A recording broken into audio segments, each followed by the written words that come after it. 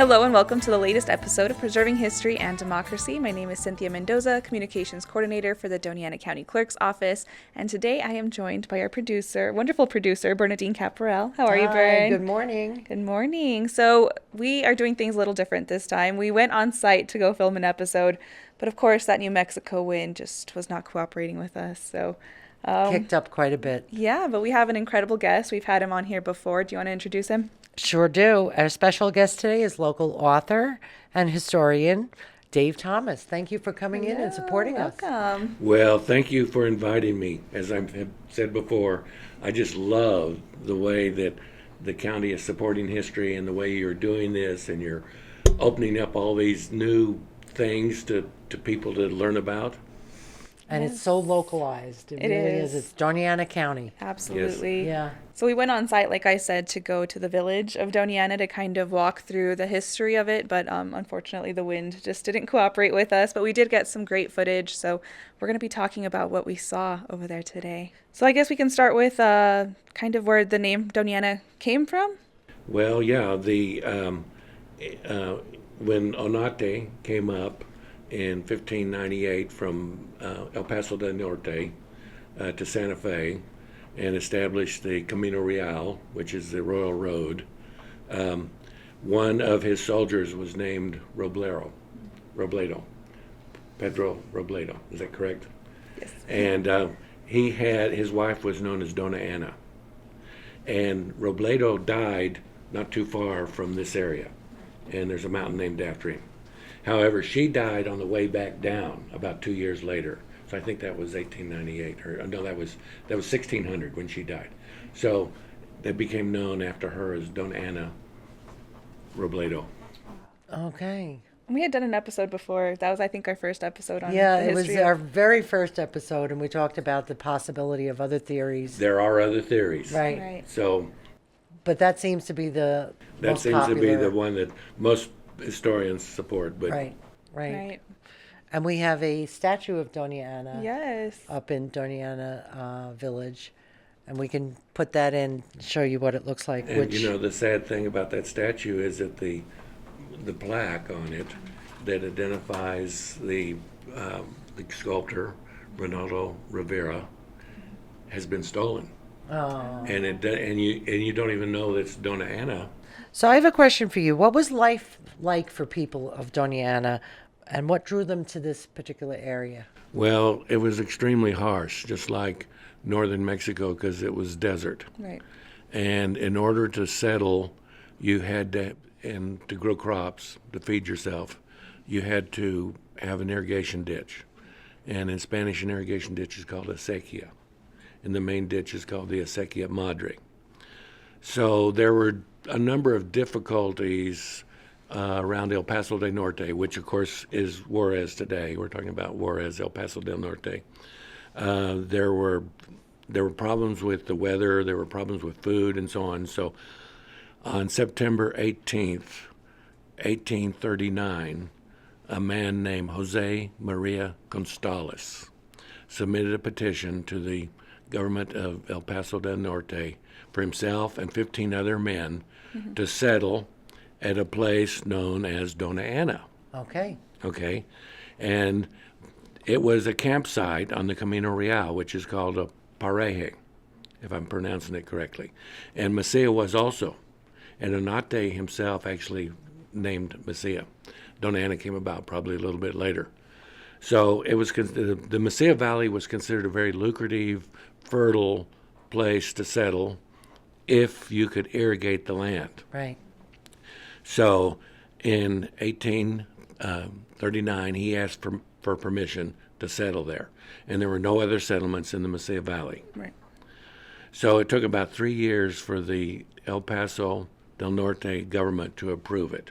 And what's interesting is we have the complete records from Chihuahua, from the state of Chihuahua, of all the letters and the petitions and all the different stages, and it's about 40 pages of going through the bureaucracy and issuing regulations and things like that.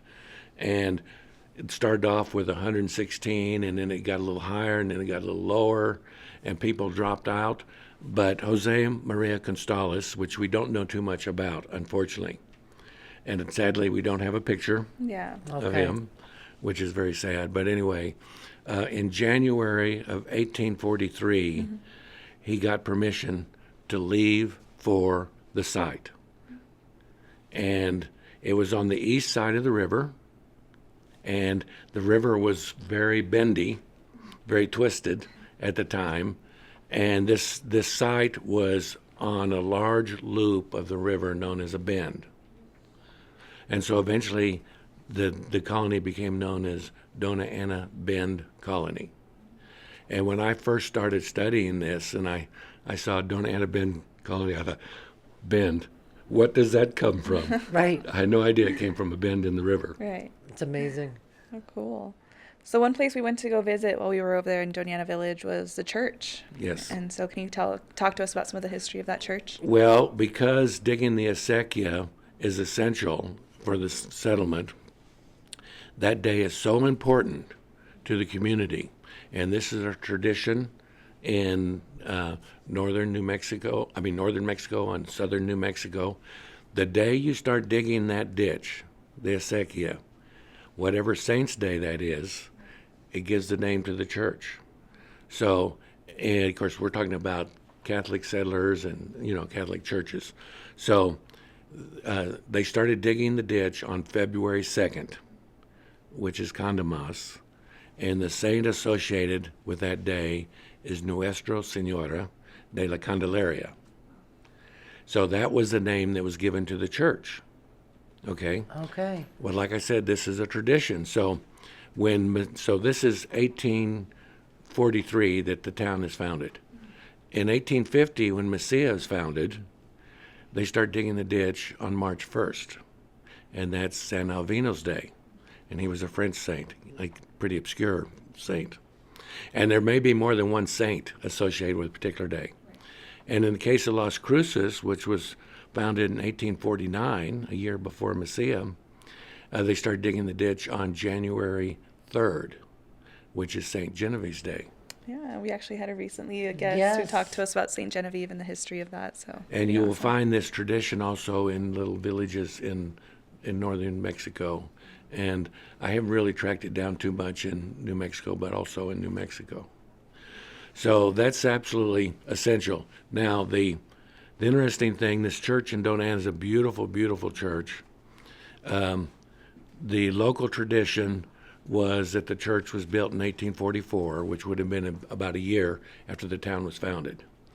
And the settlers, when they came here in 1843, first they gathered in kind of a camp on some lowlands. And then in January of 1844, the prefect from El Paso del Norte, Antonio Rey, came to the settlement, and he had the authorization to allocate the lands and to lay out the town site. So he laid out the town site, and he picked a site for them that was up on a bluff that's about 40 or 50 feet up above a bluff, and he moved them there. And there's been various theories over the years that there was more than one site, but there never was. That was the original site. So he specified that the church was to be built. He set aside 4 blocks, 2 of them for the church, 1 for the rectory, the priest's residence. He specified the church was to be built facing south. Okay, and like I mentioned, the tradition was that was in 1844 when they were moved to that site that the church was started. Okay, and that's long held tradition. So in 1944, 100 years later, in Doña Ana, they celebrated the building of the church. However, in 1983, when they were trying to do some restoration of the church, they commissioned that a tree ring analysis of the vigas and some of the other wood in the church, and that determined that the church was built in the 1860s and probably in 1865. Okay, so missed it by a little bit. Yes. However, in my research, I found that in the 50s, some of the old-time residents who had been there from very early on, they were saying the church was built in the 1860s. Okay. So That's some other proof. Of course, the tree ring analysis is hard to dispute. But they did have a one-room chapel because by 1844, priests were visiting Dona Ana, and they were doing baptisms and masses and death ceremonies and so on. And we got a private tour of the church. Yes, we got to check it out. Yeah, we were It's so beautiful. lucky. Yeah. Okay, Yeah. so the church by the mid to late 1970s had deteriorated to such an extent that it was unsafe to go into, and they were not having services in the church. And so the community wanted to restore it. And there was a conflict as to whether they should restore the church or build a new one. And there were parties on both sides. And the diocese leaned initially toward replacing the church. Okay. And they would have a newer church, a big church, and so on. But some very adamant members of Dona Ana in the local community fought to try to preserve the church, and the diocese eventually agreed. They wanted initially to build a new church on the same land, but they were able to acquire some other land next to it. Okay. So they agreed to restore the church, and then in 1981 they started seeking money to do it. It wasn't until 1991 that they actually started getting some funds to redo the church. And then the restored church was finished in 1999. And they opened it for the first Mass on February 2nd. Okay. Condomas. Of course. Of course. How cool. So the history of the church and all these settlements in northern Mexico and southern New Mexico, they're all the history is all tied to the church because the church was such a critical part of it. And the land for the church was always set aside. And it was done in Las Cruces, and it was done in Mesilla also. Cool. Almost like the church was the center of the settlement, Well, the church was on the plaza, right? and the plaza was the center. So when we were visiting Dona Ana, we were standing on the historic land, that plaza, the first plaza, still the plaza of Dona Ana. And that's where all the community activity and the people gathered, and it was until 1919 they celebrated Condomas in Dona Ana as a big event. Right. Nice. However, it kind of fell into dispute after 1919, and so it hasn't really been celebrated by the city, the village, since then. Okay. But that's where the life of the town was, the village, Right. the plaza. And you kind of had a cool story about the bell that is on there as well. Can you Yes. talk to us about that? As you'll have seen the original picture of the church that we have, which was taken in 1908, it shows a bell tower. That bell tower was built in 1902, and there's a bell in it. So that same year, 1908, that the picture was taken, that was the year that a bell was given to the church by the Shalem colony. And I believe you've done a podcast on We the Shalem did do a colony. podcast on them, so it's a very small world here. Yeah. Yes, and it's I'm writing a book on it, and it's a fascinating Yeah. topic. But it was founded in 1844 by a New York dentist named Newberg, and he started getting this automatic typing, and he produced this book known as OASP, which was the Bible of the new Shalem colony. Anyway, by 1908, all the land had been sold. It collapsed about 1890, about in 1844. It collapsed about 1890, and they gave the bell to the church. So the picture was taken in 1908. The bell was given. It's possible that the reason to take the picture Right. was the bell that is shown in the tower there, was that bell. Now that bell is still there in Dona Ana. It's in a tower just outside the new church, which they started building in 1985. So, It's a lot of But- history History, right yeah. there, yeah. but the bell tower that's on the church now was built in 1930.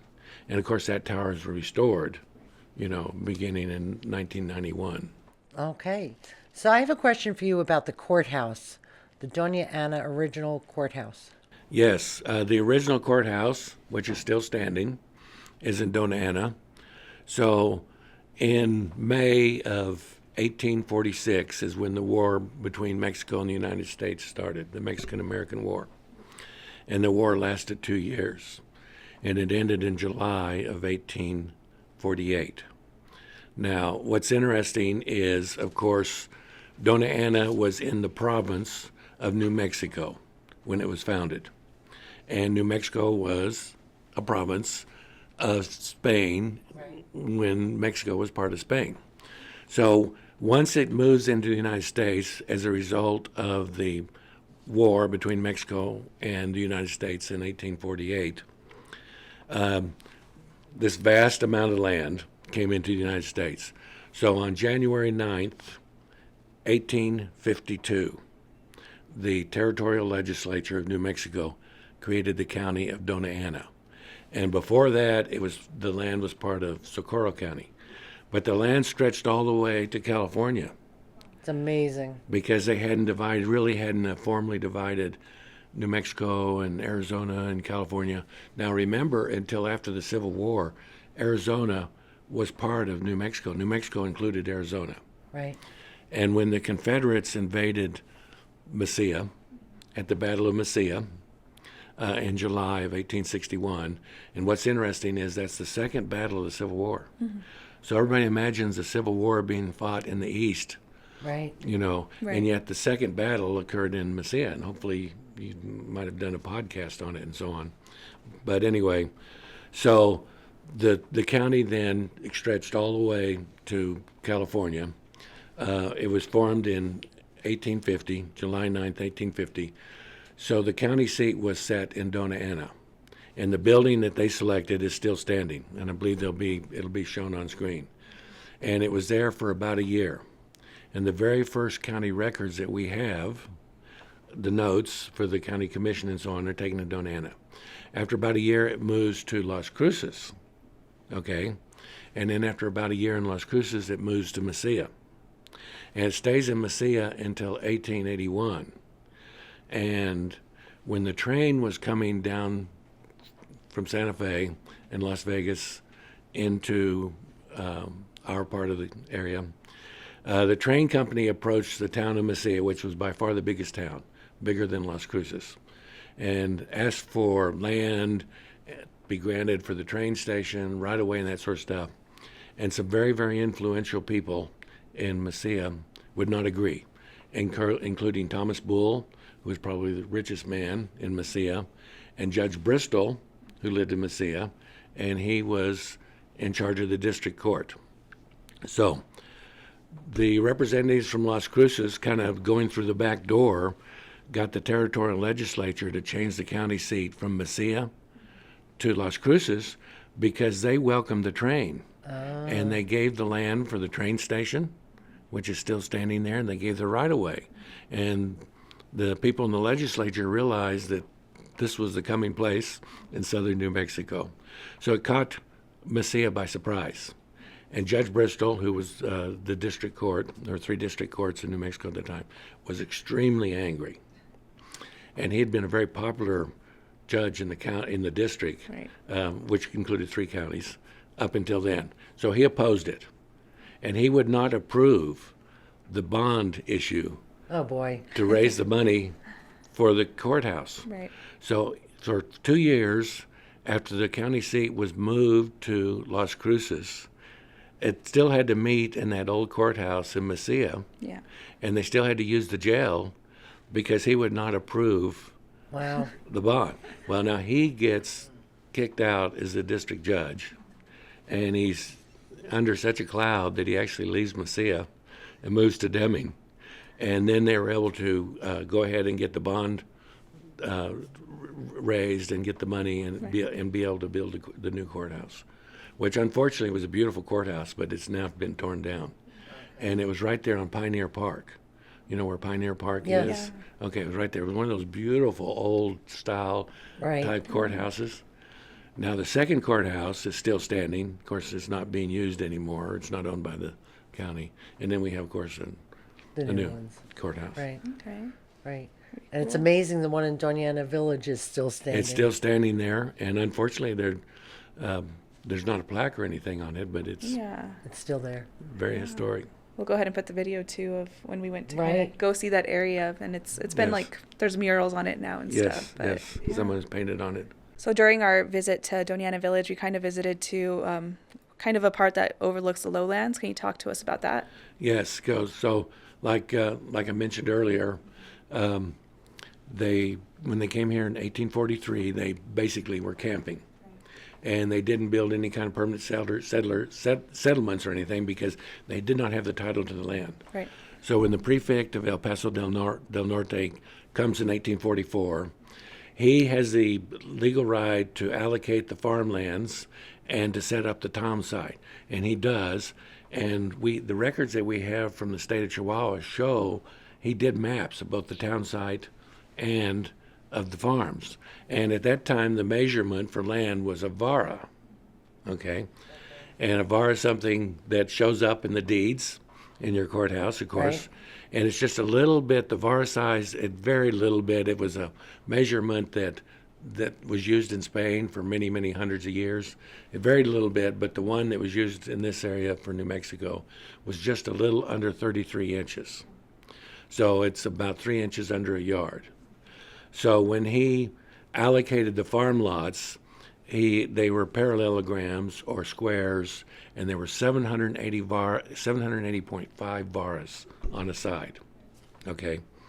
Then when he set up the town site, he surveyed blocks that were 100 varas by 100 varas, about 100 yards by 100 yards. And according to his map, he divided each block into 4 lots. That would have been 50 by 50. However, if we go out and look at Doña Ana, those original blocks are still there in the old part of town and next to the plaza and so on. But the lots are 25 varas by 25 varas, which makes more sense because a house that's 50 yards by 50 yards is a big house. So that's a mistake that's in the records. It's fooled a few people that have written about Doña Ana because they went by the records Right. and they didn't go out and take They a didn't look. go to the village. But so they were originally on the flat land, and he decided to move them up to this little bluff that we saw up there that's about 40 feet high. Right. And it was partly for protection, and partly it was just a better site. However, the acequia that they were digging ran along the base of the bluff. And so until they had whales, which was quite a bit later, Right. they had to go down there for water. Now, I should mention on the acequia that they had to dig was 3 miles long, and it was basically at least a yard deep and 2 yards wide. And that's a huge amount of soil that has to be removed. And it took them about a year and a half to dig it. So when the settlers, originally there were that 116 settlers, and they had their families, so there's actually more people than that. But anyway, when they showed up at the site in January of 1843, there were only 33 settlers with their families. And then by Wow. October that year, they had dropped to 14. So we have this very, very small group of people having to dig this acequia by shovels and hose, 3 miles long. It's a huge amount of work. That's a lot of work. Yes. So the acequia originally was 3 miles long, and that's a question I had in my own mind for quite a while. I was eventually able to find some courtroom testimony from 2 people that were original settlers, and they gave testimony in a court case, and they said it was 3 miles long. Now today, the acequia comes out 12 and a half miles up above Mesilla, and of course, Doña Ana had an acequia, Mesilla had an acequia, and Las Cruces had an acequia, individual acequias. Today, all 3 acequias come out at the same place. It's generally called the Mesilla acequia, but they all come out at the same place. And it's 12 and a half miles up above Doña Ana or Mesilla. That's a lot of digging. Yeah. A lot of Can't digging. Imagine how long that would take. And what's interesting is, okay, because the ditch is so important to these communities, there's each person that gets water has a responsibility to keep the ditch the ditch clean and keep it update. And in the early days, they were supposed to give 2 days out of the year to maintain it, at the mouth where it starts at the river. Right. And remember, it has to flow through gravity. Okay. Right. So it has to start quite a bit up river from where the settlement was. And for 2 days of the year, they had to make sure that the mouth was okay, make sure the ditch was okay. It filled up as the water ran and so on. And this person, the official person that did this, it was his job to make sure that people did their share and so on. It was known as the water master. Water master. Yeah, and that was a very old, and then water master all over the West and in Mexico.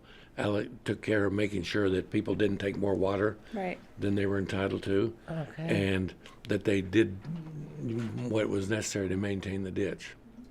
So I did talk a couple of months ago. I did talk to one of the original residents of Doña Ana, near Doña Ana, and he was in his 90s. And Wow. one of the questions I was asking him was Yeah. about the ditch and the responsibility of the ditch, and he was telling us that they would take a team lots of times and to drag the ditch because it would build up, it would fill in as the Right. water ran. Right. That makes sense. The deposits of soil and whatnot coming down. Yes. So we take the ditch for granted today. It runs through our towns. In Las Cruces, it's kind of underground in a lot of places, runs under the streets. When Doña Ana and Mesilla in Las Cruces was founded, the river ran between Mesilla and Doña Ana. And the ditch was so important. Of course, we have wells and so on now, but still people have water rights. And in Mesilla, you'll see people have rights to irrigate their house, to irrigate the trees around their house, and of course, growers have the right to a certain amount of water. So the laws today, the way the law is today is you have beneficial use. So in the early days, you were entitled to use as much water as you could use. So you couldn't go in and take all the water. But it would protect you because if you had right to a certain amount of water and someone moved upstream from you, Right. they couldn't take your water. So that's beneficial use, and that still governs the water rights in the West. Okay. Pretty incredible history. Yeah. Right. And we see a lot of water rights sales being documented here. Yes. Here in the county Yes. clerk's office. Yeah. And the proper deeds will say whether or not the water rights. Now, do they specify? They don't specify an amount, do they? Not that I'm aware Because of. that has gone down over the years and varies. Yeah. So I guess that's allocated now. It's by the Elephant Butte Dam, but Right. I guess that's allocated based on what water was available at the time. Right. Now, Yeah. do you have people coming in still and disputing water? We don't see disputes here. You don't. We're a very passive office. Okay, No, they just record. Their disputes are taken elsewhere, I guess. I see. But there Yeah. still are disputes, I assume. I'm sure. I would assume, yeah. Yeah. Yeah. Pretty cool getting to see Yeah. all that history firsthand. I Right. really appreciate you taking us to see it all and narrate what was happening in that area. It was wonderful, wasn't it? I love Doña Ana. I love Mesilla, and I love Doña Ana. Everything, just every little town seems like they just have their own history, even though it's all Their here own in Doña Ana story, yeah. County. It's all like their own history and their story. It's pretty great. Yeah. Cool. We want to thank our guest again, Dave Thomas, for joining us and giving us this incredible history of Doña Ana. Thank you to Byrne, our producer, for joining us once again. And This thank was you. fun. Yes, we had some amazing history. So An pretty amazing cool stuff. video. Yes, and we're gonna have to plan another one where we get to actually walk through Yeah. the town and kind of get Yes, some we'll history. talk about that. Yes, absolutely. And I thank you so much for inviting me. Thank you. Of Of course, you're always welcome. And thank you to Jacob Slaughter behind the camera for everything he does. My name is Cynthia Mendoza, Communications Coordinator for the Doña Ana County Clerk's Office, and this was the Preserving History and Democracy podcast.